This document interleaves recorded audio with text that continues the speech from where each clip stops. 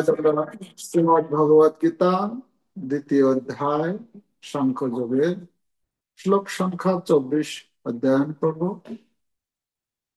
যেখানে ভগবান আত্মা সম্বন্ধে বর্ণনা করছেন। আমরা 23 নম্বর শ্লোকে যা অধ্যয়ন করেছিলাম, প্রায় একই রকমের এই শ্লোকের মধ্যেও আমরা শব্দগুলি দেখতে পাবো। সকলে নিজ নিজ গ্রন্থ দেখুন।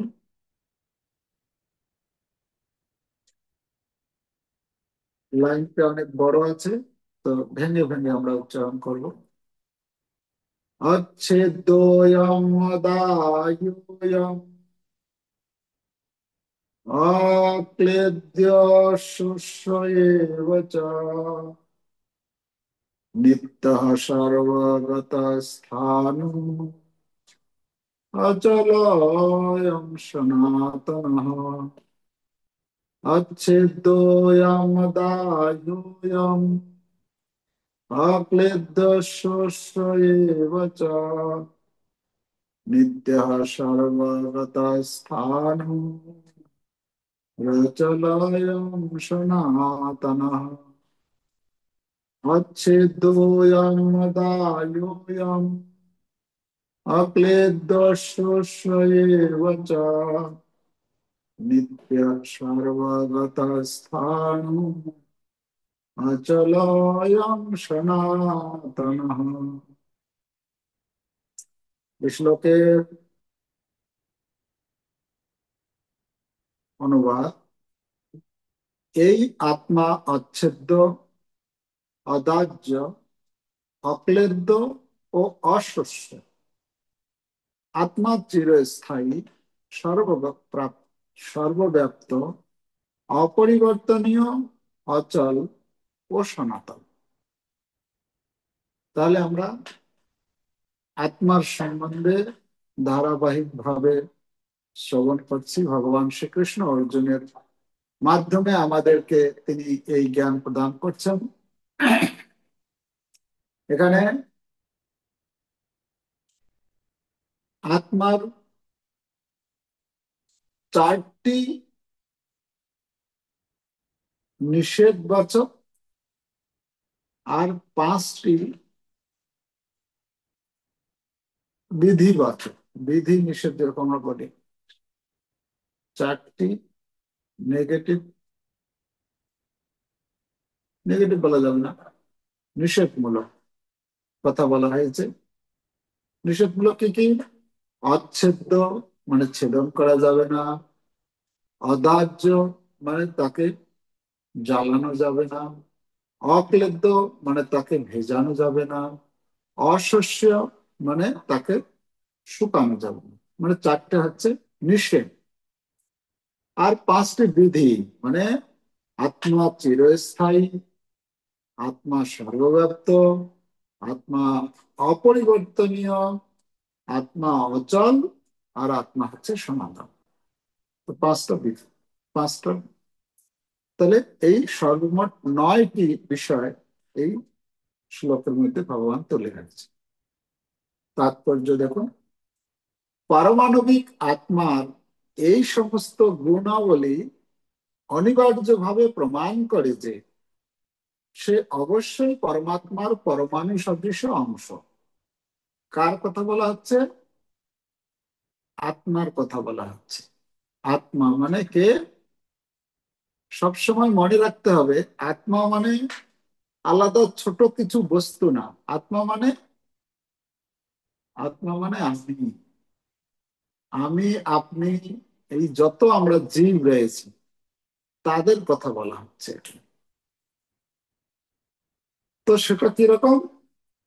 পরমাত্মার পরমাণু সদৃশ অংশ, মানে ভগবানের অংশ হচ্ছে এই আত্মা বা আমি। এবং সে নিত্যকাল অপরিবর্তিত ভাবে একই পরমাণু রূপে বর্তমান থাকে। এই ক্ষেত্রে অদ্বৈতবাদের তত্ত্ব প্রয়োগ করা খুব কঠিন। কারণ জীবাত্মা কখনোই পরমাত্মার সঙ্গে এক হয়ে যেতে পারে না। এই যেটাতে আছে না, অনেক লোক আছে যে আমরা সাধন ভজন করব, করে ভগবানের সঙ্গে মিশে যাব, ভগবানের সঙ্গে এক হয়ে যাব। তো সেটাকে এখানে নাকচ করা হয়েছে যে না, সেটা হতে পারে না। জড় কলুষ থেকে মুক্ত হওয়ার পর জীবাত্মা ইচ্ছা করলে ভগবানের দেহ নির্গত ব্রহ্মজ্যোতিতে চিৎকণা রূপে বিরাজ করতে পারে, কিন্তু বুদ্ধিমান জীবাত্মারা ভগবত ধামে প্রবেশ করে ভগবানের সাহচর্য লাভ করে। এই যে ভগবানের সঙ্গে এক হয়ে যাওয়া মানে ভগবানের যে ব্রহ্ম জ্যোতি, ব্রহ্মে লীন হয়ে যাওয়ার কথা বলা হয়। এই জগতে যত সাধু সন্তরা রয়েছে, প্রায় ম্যাক্সিমাম সাধু সন্তরাই তাদের আলটিমেট গোল মানে তাদের জীবনের চরম লক্ষ্য হচ্ছে আমরা ব্রহ্মজ্যোতিতে লীন হয়ে যাব।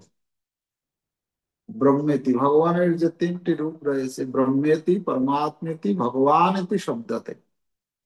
তো ভগবানের ব্রহ্মজ্যোতি রূপে ভগবান আছেন, আর ভগবান পরমাত্মা রূপে আছেন, আর ভগবান দ্বিভুজ মুরলীধর শ্যামসুন্দর রূপে রয়েছে। তাহলে এখানে যে ব্রহ্মের কথা বলা হচ্ছে, তো জীব যদি চায় সে ব্রহ্মে যেতে পারে, আবার সে চাইলে ভগবানের ধামে প্রবেশ করতে পারে। ব্রহ্মে গেলে কি সেখানে কোনো কিছু আনন্দ নেই, বাস ব্রহ্মটা হচ্ছে নিত্য, বাস সেখানে থাকবে শুধু, আর কিছু নেই, কোনো কার্যকলাপ নেই, কোনো নড়াচড়া কিছু নেই, বাস শুধু এমনি থাকবে। কিন্তু তাতে আনন্দ পাওয়া যায় না। কেন আনন্দ কখন পাওয়া যায়? আনন্দ যখন কোথাও আদান প্রদানের বিষয় থাকে, সেখানে আনন্দ আছে। তো সেটা কোথায় আছে? সেটা আছে গোলক বৃন্দাবনে, ভগবানের ধামে, চিন্ময় ধামে। সেখানে ভগবান রয়েছেন, সেখানে অনেক ভগবানের নিত্য পার্শ্বদগণ রয়েছেন। হ্যাঁ, সেখানে আদান প্রদান, খাওয়া দাওয়া সবকিছু সেখানে আছে। তাই সেখানে সেই ধামটি হচ্ছে আনন্দে পরিপূর্ণ। ঠিক আছে। তো এখানে কি বলা হচ্ছে, জড় কলুষ থেকে মুক্ত হওয়ার পর জীবাত্মা ইচ্ছা করলে ভগবানের দেহ নির্গত ব্রহ্মজ্যোতিতে চিৎকণা রূপে বিরাজ করতে পারে, কিন্তু বুদ্ধিমান জীবাত্মারা ভগবত ধামে প্রবেশ করে ভগবানের সাহচর্য লাভ করে। তাহলে কোনটা শ্রেষ্ঠ?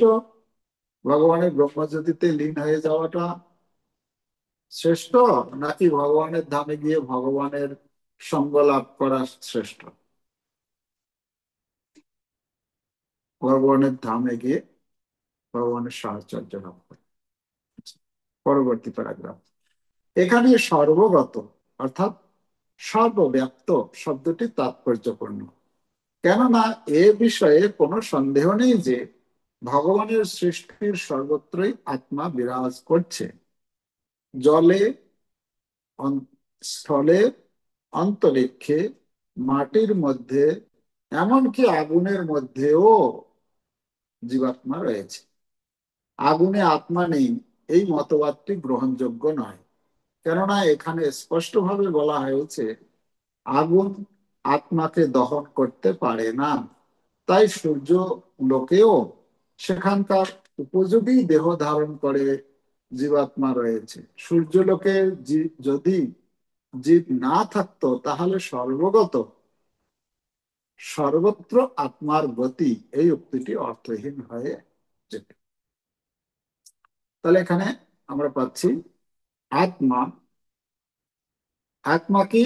আমরা 23 নম্বর শ্লোকে পেয়েছিলাম, নৈনাং ছিন্দন্তি শস্ত্রাণি, নৈনাং দহতি পাবকঃ, না চৈনাং ক্লেদয়ন্ত্যাপো, না শোষয়তি মারুত। 23 নম্বর শ্লোকে পেয়েছিলাম, সেখানে চারটে বলা হয়েছিল।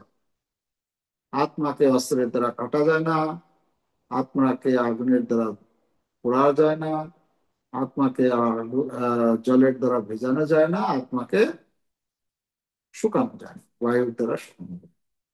তো সেখানে পার্টিকুলার একটা শব্দকে দিয়ে বলা হয়েছিল, আগুনের দ্বারা শুকানো যায় না, হ্যাঁ, জলের দ্বারা ভিজানো যায় না, বায়ুর দ্বারা শুকানো যায় না, হ্যাঁ, আর অস্ত্রের দ্বারা কাটা যায় না। এখানে আবার সেই কথাটাকে কেন রিপিট করছেন? ওইটাই বলছে না, অচ্ছেদ্য, অদাহ্য, অক্লেদ্য, অশস্য, আবার এরকম বলছেন, তাই না? একই রকম কথা মনে হচ্ছে না? একই কথা কেন বলছেন ভগবান? তো কথা হচ্ছে, একই কথা, একটা হচ্ছে একই কথা বলতে কোনো দোষ নেই এখানে, যেহেতু আমরা আমাদের এই আত্মা সম্বন্ধে ভালো করে জ্ঞান লাভ। তো যেহেতু আমরা আত্মজ্ঞান ভুলে গেছি, মানে নিজেকে নিজের পরিচয় আমরা ভুলে গেছি, তো ভগবান চাইছেন যে না, এটাকে ভালো করে তোমরা জানো। এই জন্য একদিক থেকে এটা আমরা দেখছি, বারবার তিনি বোঝানোর চেষ্টা করছেন আমাদের। এখানে আগের শ্লোকে বলা হয়েছে কি, নৈনাং ছিন্দন্তি শস্ত্রাণি, মানে শস্ত্র দিয়ে আত্মাকে কাটা যায়। এখানে এই শ্লোকে বলছেন কি, অচ্ছেদ্যয়ম, মানে আত্মাকে কাটা যায় না, ছেদন করা যায় না। তো আগের শ্লোকে যখন বলা হয়েছে নৈনাং ছিন্দন্তি শস্ত্রাণি, কেউ হয়তো মনে করতে পারে আচ্ছা ঠিক আছে, শস্ত্রাণি মানে শস্ত্রের দ্বারা আত্মাকে কাটা যায় না, তো অন্য কোনো প্রকারে তো কাটা যেতে পারে, কি? শস্ত্রের দ্বারা কাটা যাবে না, অন্য কোনো বস্তু দিয়ে ছেদন করা যেতে পারে। তো ঠিক যেরকম ঠিক যেরকম ওই ভাগবতে একটি কাহিনী রয়েছে, বৃত্রাসুর। এই বৃত্রাসুর এরকম অসুর ছিল, এত দুর্ধর্ষ, এত শক্তিশালী, তার শরীর বজ্রের মতো ছিল, মানে এত, হ্যাঁ, মানে স্টিল বডি, মানে কোনো, মানে সাধারণ অস্ত্র, অস্ত্র তো দূরের কথা, দেবতাদের যে দিব্য অস্ত্র, তাদের সমস্ত অস্ত্র দিয়ে তারা যুদ্ধ করার প্রয়াস করেছিল, এই বৃত্রাসুরকে প্রহার করার চেষ্টা করেছিল, কিন্তু কোনো অস্ত্রই তার শরীরে কোনো কিছু ক্ষতি করতে পারেনি। এমনকি দেবতারা যে অস্ত্র প্রয়োগ করেছিল, ছুড়ছিল বৃত্রাসুরের প্রতি, বৃত্রাসুর সেই সমস্ত অস্ত্র শস্ত্রগুলো নিয়ে মুখে সেই কি বলে মুড়ি মুরগির মতো খেয়ে ফেলেছে সব। মানে কল্পনা করা যায় যে তাহলে বৃত্রাসুর কিরকম অসুর ছিলেন, না? তো যখন কোনো কিছুতেই এই বৃত্রাসুরকে দেবতারা বধ করতে, বধ করা তো দূরের কথা, তার কোনো কিছুই ক্ষতি করতে পারেনি, তো তখন তারা পালিয়ে গেছে। পালিয়ে গিয়ে ভগবানের কাছে গিয়েছেন, ভগবানের কাছে গিয়ে প্রার্থনা করতে শুরু করেছেন, হে ভগবান, আপনি আমাকে বাঁচান, আমাদেরকে বাঁচান, দেবতাদেরকে। কি হয়েছে তোমাদের? না এরকম, এই যে বৃত্রাসুর, সে তো পুরো জগতে তার উপদ্রব শুরু করেছে, এখন আমরা তাদেরকে বধ করতে গিয়েছি, বধ করবো কি, আমাদের যত সমস্ত অস্ত্র ছিল সব সে খেয়ে ফেলেছে, আমরা এখন তাহলে যুদ্ধ করবোটা কি দিয়ে? আর তাকে তাকে আমরা কোনো মতেই পরাস্ত করতে পারবো না, আপনি একটা কিছু করুন, আপনি যদি কিছু না করেন তাহলে আর উপায় নেই কিছু। তো তখন ভগবান বললেন যে ঠিক আছে, তোমরা এক কাজ করো, তোমরা সকলে মিলে এই সাধারণ তোমাদের এই সমস্ত অস্ত্র দিয়ে তার কিছু হবে না, তোমরা কি করবে, সমস্ত দেবতারা ওই দধিচি মুনি নামে একজন ঋষি মুনি, উনি তপস্যা করছেন, অ্যাড্রেস দিয়ে দিয়েছেন, মানে লোকেশন শেয়ার করে দিয়েছেন। হ্যাঁ, যে অমুক জায়গায় সে তপস্যা করছে, আর সে তপবলে, তার তপবলে তার যে শরীর এত শক্তিশালী হয়েছে, তো তোমরা কি করবে, সেই মনির কাছে গিয়ে তার তার শরীরটা ভিক্ষা চাইবে। কেন? তার সেই শরীরের অস্থি মানে হাড় দিয়ে, হাড্ডি দিয়ে তোমরা একটা অস্ত্র তৈরি করবে, যার নাম হবে বজ্র। আর সেই বজ্র দিয়ে যখন তোমরা এই বৃত্রাসুরের সঙ্গে যুদ্ধ করতে যাবে, এই অস্ত্র দিয়ে তাকে পরাস্ত করা যাবে, তাকে তোমরা মারতে পারো। তো সেই ভগবানের নির্দেশ অনুসারে তারা সেই দধিচি মুনির কাছে গেলেন। দধিচি মুনির কাছে গিয়ে প্রার্থনা করলেন যে, হে মণিবর, আমরা এসেছি আপনার সাহায্য নিতে। বলছে, কি সাহায্য? বলছে, দয়া করে আপনি আপনার এই শরীরটা আমাদেরকে দিন, মানে আপনি মরে যান। হ্যাঁ। তো দেবতারা যখন এইভাবে বলেছেন, দধিচি মুনি বলছেন, তোমরা কি রকম দেবতা, একজনকে মারার জন্য তোমরা এরকম হ্যাঁ, কথা বলছো? তো দেবতা এবং দধিচি মুনির মধ্যে কথোপকথন হয়েছে, খুব সুন্দর। শ্রীমদ্ ভাগবতমে বর্ণনা রয়েছে কিভাবে দেবতারা দধিচি মুনিকে বিভিন্ন যুক্তি দিয়ে বুঝাচ্ছেন, আর দধিচি মুনি তাদেরকে প্রশ্ন করছেন। খুব সুন্দর কথোপকথন আছে। আপনারা পারলে সেটা পড়বেন। ভাগবতমের ভাগবতমে তার বর্ণনা রয়েছে। তো দধিচি মুনি তখন আর দধিচি মুনি তখন রাজি হলেন, তার শরীরকে দিয়ে দিলেন। আর সেই শরীরের অস্থি দিয়ে দেবতারা এই বজ্র তৈরি করলো, বজ্র তৈরি করে এই বৃত্রাসুরের সঙ্গে যুদ্ধ করলো। বৃত্রাসুর বৃত্রাসুরকে মারার আগেই বৃত্রাসুর তার শরীর ত্যাগ করে ভগবানের কাছে ফিরে গেছে।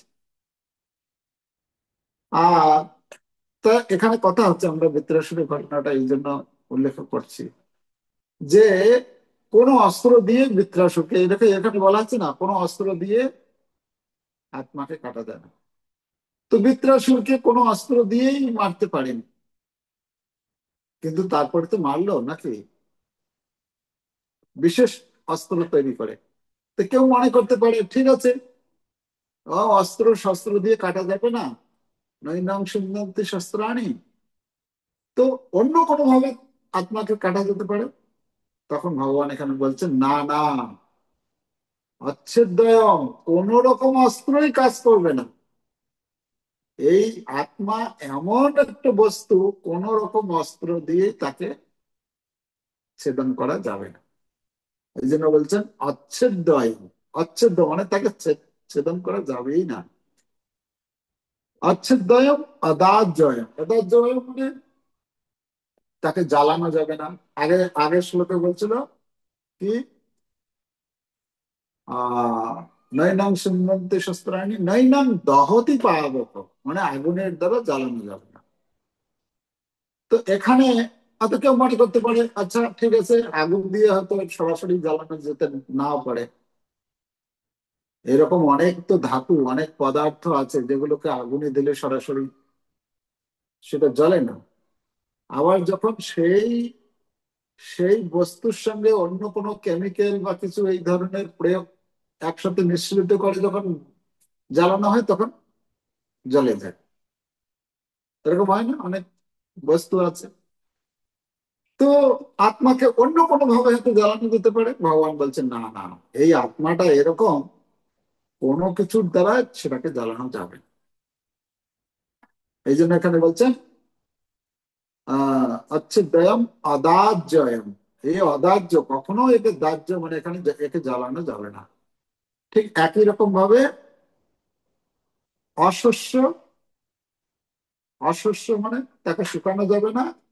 আর ক্লেদান্তে মানে তাকে ভেজানো যাবে না। তো ভগবান এখানে বলছেন, না না, তুমি যদি মনে করছো যে না এইভাবে তাকে ভেজানো জলের দ্বারা ভেজানো যাবে না, তো অন্য কোনো পদার্থের দ্বারা ভেজানো যেতে পারে, কেমিক্যালের দ্বারা ভেজানো যেতে পারে। বলছেন না, কোন রকম কোনো কিছু কাজ করবে না। শুকানোর ব্যাপারেও সেটা বলছেন যে বায়ুর দ্বারা শুকানো না গেলে অন্য কোনো ভাবে শুকানো যেতে পারে। ভগবান বলছেন না, তার দ্বারাও শুকানো, কোনো কিছুর দ্বারা শুকানো যাবে না। আর কি বলছেন, এই আত্মা হচ্ছে নিত্য, নিত্য শাশ্বত অয়ং পুরাণ। হ্যাঁ, 20 নম্বর শ্লোকে আমরা পড়েছিলাম। এখানে আবার বলছেন নিত্য। নিত্য মানে কি? নিত্য মানে হচ্ছে আত্মা মানে জীব, আমরা আমরা সর্বদাই নিত্য। আমাদের কোনো নাশ যেহেতু হয় না, আমরা সবসময় আছি। চৈতন্য চরিতামৃতে বলা হয়েছে জীবের স্বরূপ হয় নিত্য কৃষ্ণ দাস। হ্যাঁ, আমাদের স্বরূপ কি? আমাদের স্বরূপ স্বাভাবিক অবস্থা হচ্ছে আমরা হচ্ছি কৃষ্ণের নিত্য দাস। কিন্তু কৃষ্ণের নিত্য দাস যখন আমরা ভুলে গেছি, ভুলে যাওয়ার ফলে কি হয়েছে? হ্যাঁ, নিকটস্থ মায়াতারে ঝাপটিয়া ধরে বলছে। মানে যখনই আমরা কৃষ্ণকে ভুলে যাব, কৃষ্ণ ভুলি যেই জীব ভোগবাঞ্ছা করে, নিকটস্থ মায়াতারে ঝাপটিয়া ধরে। তো যখনই আমরা কৃষ্ণকে ভুলে যাই, ভুলে গেছি, তখনই আমরা কি হয়েছে, মায়া আমাদেরকে পুরো আচ্ছাদিত করে ফেলেছে। আর মায়া যখন আচ্ছাদিত করে ফেলেছে, তখন আমাদের জ্ঞান অপহৃত হয়ে গেছে, মানে জ্ঞানটা চুরি হয়ে গেছে, আমাদের আর জ্ঞান, অজ্ঞানের মধ্যে আছি এখন। তো অজ্ঞানের মধ্যে থাকার ফলে আমরা বুঝে উঠতে পারছি না যে আমি হচ্ছি, আমি প্রভু নই, মানে আমি মালিক নই, আমি মালকিন নই, আমি হচ্ছি ভগবানের নিত্য দাস। দাসের কর্তব্য কি? দাসের কি কাজ? দাসের কাজ হচ্ছে সবসময় তার প্রভুর, তার মালিকের সেবা করা। কিন্তু আমরা মালিকের সেবা না করে আমরা নিজের সেবায় ব্যস্ত। আমি কি করে ভালো থাকবো, ভালো করব, ভালো খাবো, আমি আর আমার পরিবারের, আমার যারা ঘনিষ্ঠ রয়েছে, আমার ছেলে মেয়ে, হ্যাঁ, ইত্যাদি। আর এর থেকে, এদেরকে খাইয়ে পড়িয়ে যদি আর বেশি কিছু থাকে, তখন আত্মীয় স্বজন তাদের, তার থেকেও যদি আরো বেশি কিছু থাকে, তখন আমার পাড়ার লোকের কিছু, হ্যাঁ, সেবা যত্ন করবো ইত্যাদি। তো কৃষ্ণকে ভুলে গেছি, কিন্তু আর বাকি করছি। তো এই যে আমরা যে ভুলে গেছি, যার জন্য কি হচ্ছে, এটাই হচ্ছে আমাদের সংসারের দুঃখের মূল কারণ। তো এই জন্য বলা হচ্ছে জীব হচ্ছে কি, আমরা হচ্ছে নিত্য, কিন্তু সেটা আমরা ভুলে গেছি নিত্য। কিন্তু বহুনাম জন্মনাম অন্তে, হম, যতদিন পর্যন্ত আমরা এই কৃষ্ণের সেবা না করব, এই এই জ্ঞান না হবে আমাদের, ততদিন পর্যন্ত আমাদেরকে ঘুরতে হবে। ঠিক আছে? ঘুরতে ঘুরতে ঘুরতে ঘুরতে ঘুরতে ঘুরতে যে জন্মে আমি এরকম সাধু সঙ্গের সুযোগ পাবো, সাধুর মুখে এই ভগবানের কথা, আমার নিজের পরিচয়, ভগবানের পরিচয়, এই জগতের পরিচয়, ভগবানের ধামের পরিচয়, এইসব যখন কোনো সাধু সঙ্গের ফলে যখন আমি লাভ করতে পারবো, তখন সেই জ্ঞান লাভ হবে। তখন আমি কি বুঝবো, যে বহুনাম জন্মনামন্তে জ্ঞানবান মান প্রপদ্যতে, তখন আমি সেই জ্ঞান লাভ করে ভগবানের কাছে প্রপত্তি স্বীকার, মানে শরণাগত হব। আর যেই জন্মে আমি ভগবানের শরণাগত হব, তখন আমি ভগবানের ধাম ফিরে যেতে পারবো। না হলে এই জগতের মধ্যেই আমাকে থাকতে হবে। সেটা আমি এই জন্মে করতে পারি,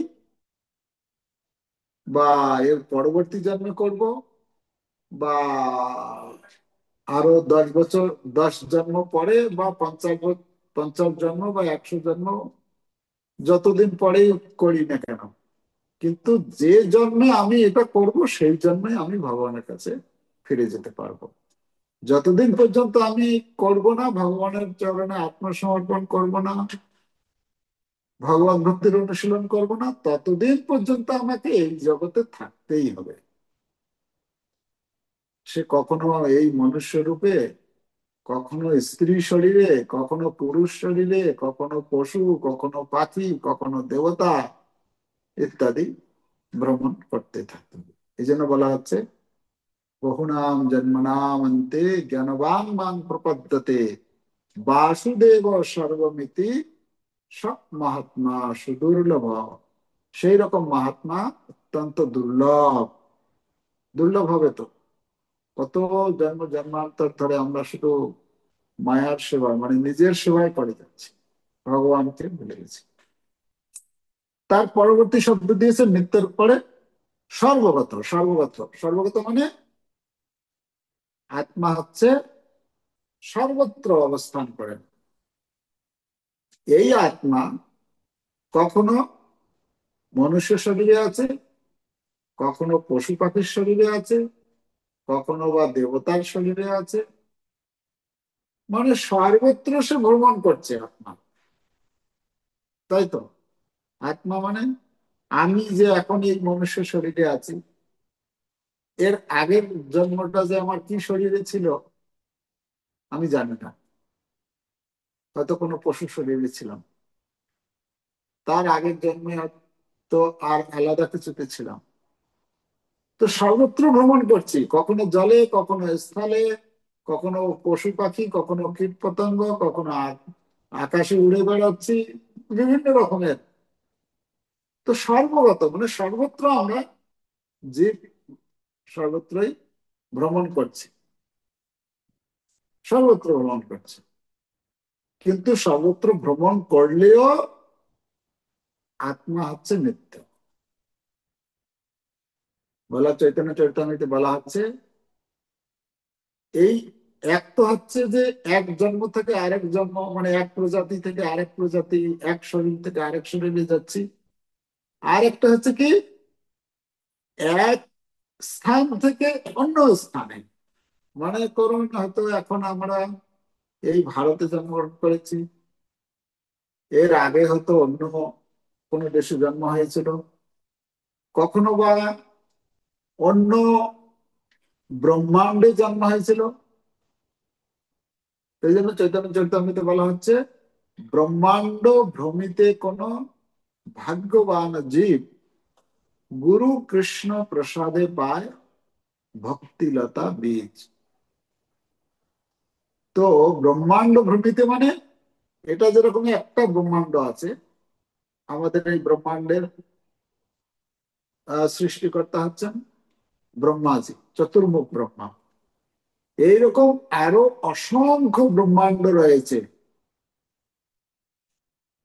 তো কখনো আমরা এই ব্রহ্মাণ্ডে আছি, কখনো বা অন্য ব্রহ্মাণ্ডে। আমাদের কর্ম অনুসারে আমরা এক এক ব্রহ্মাণ্ডে জন্মগ্রহণ করছি।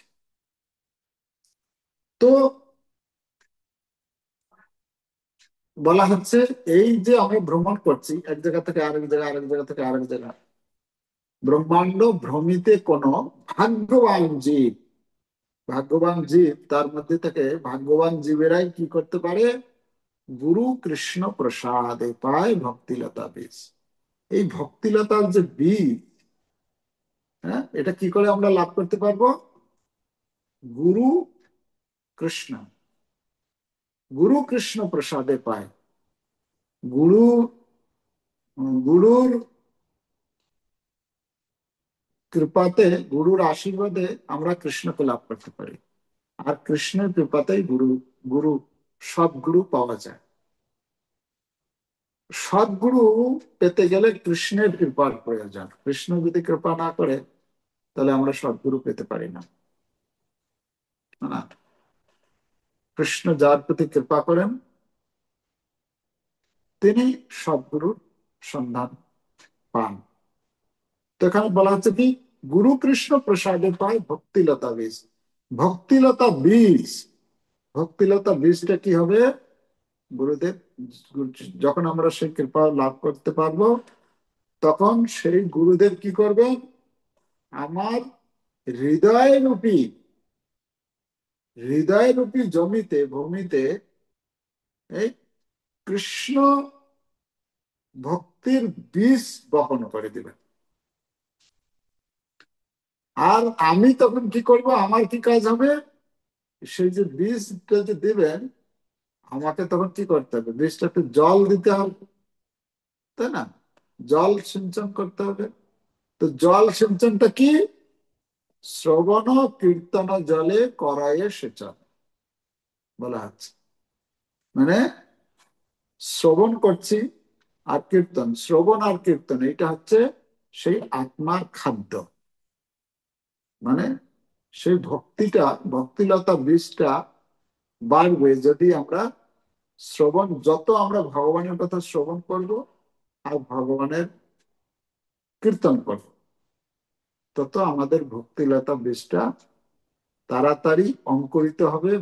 মানে বীজ থেকে হ্যাঁ, গাছ বেরোবে, গাছ বেরিয়ে ধীরে ধীরে ধীরে ধীরে বড় হবে। হ্যাঁ, সেই বলা হচ্ছে সেই ভক্তিলতার বীজটা একদম পুরো ভগবানের ধাম পর্যন্ত পৌঁছে যাবে। ঠিক আছে? তো এটা গেল।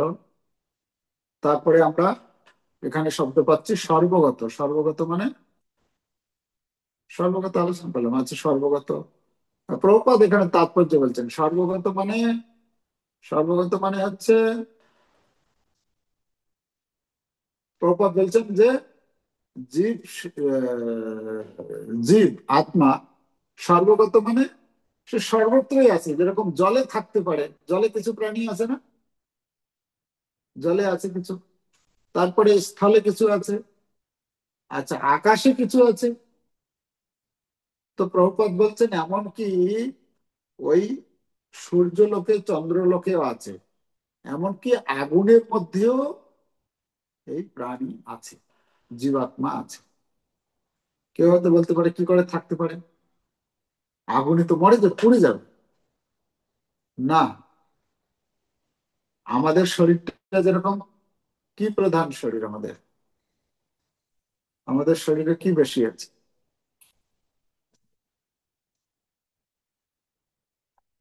আমাদের শরীরটাতে মাটি বেশি আছে আর জল বেশি আছে।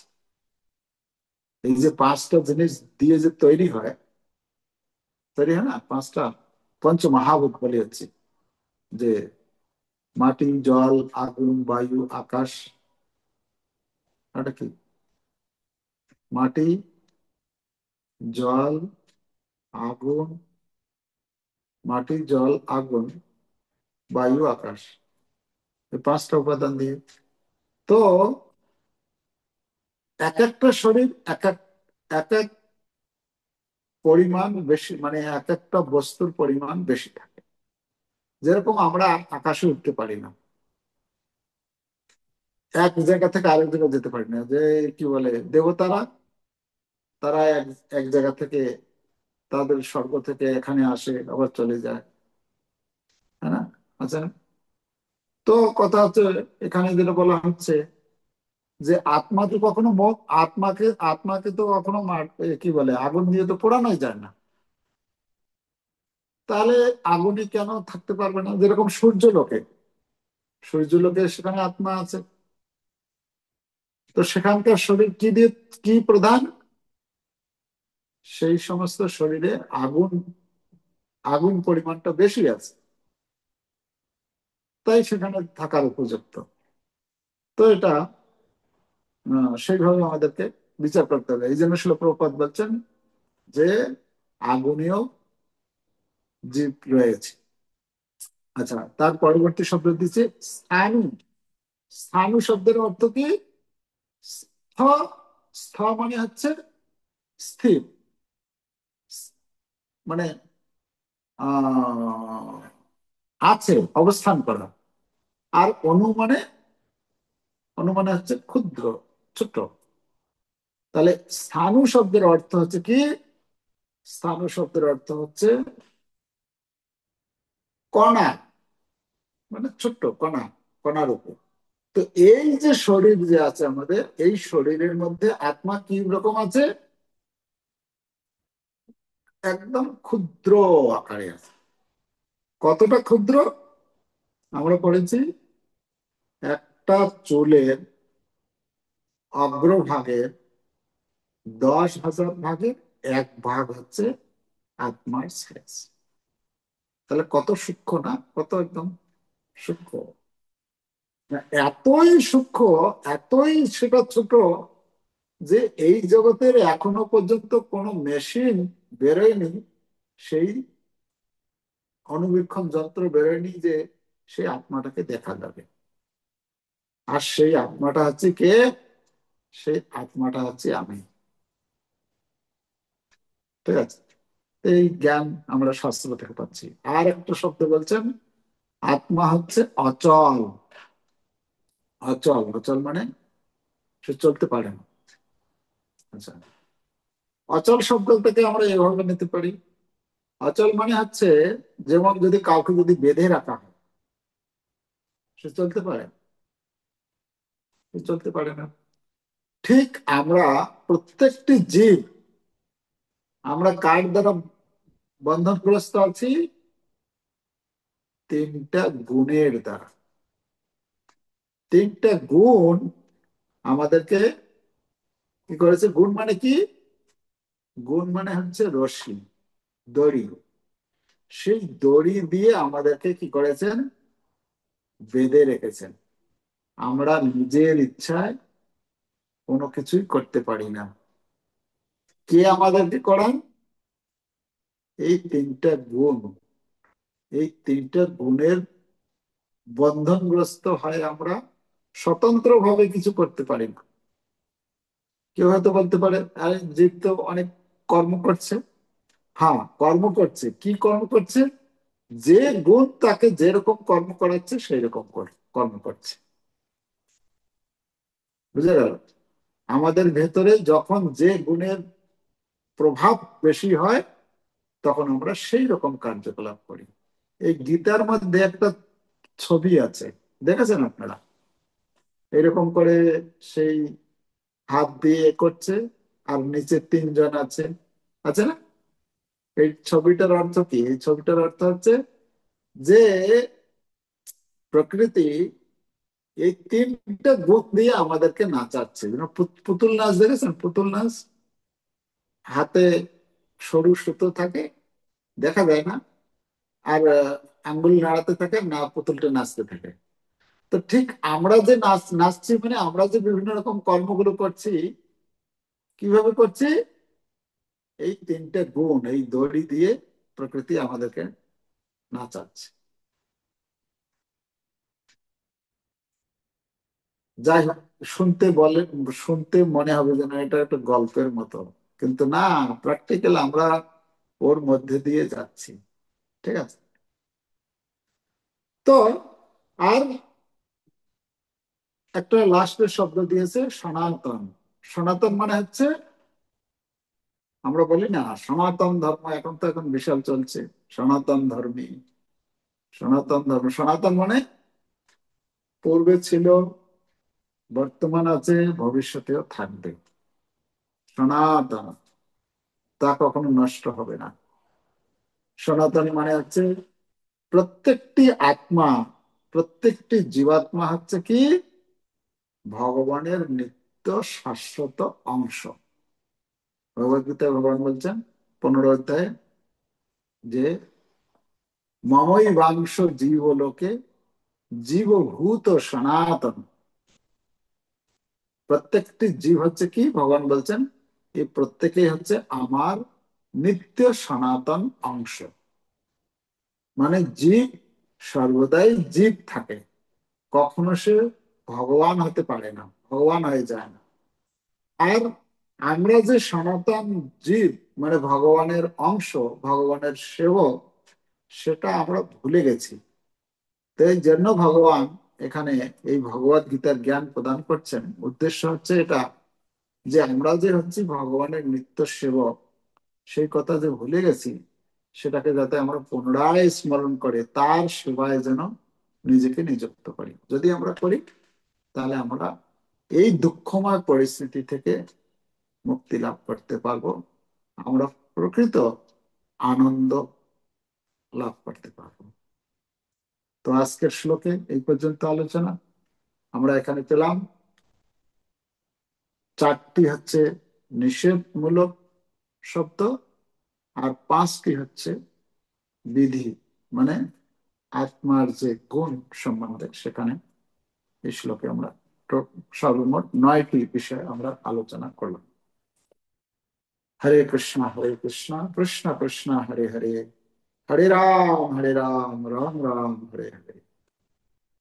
শিল প্রভু।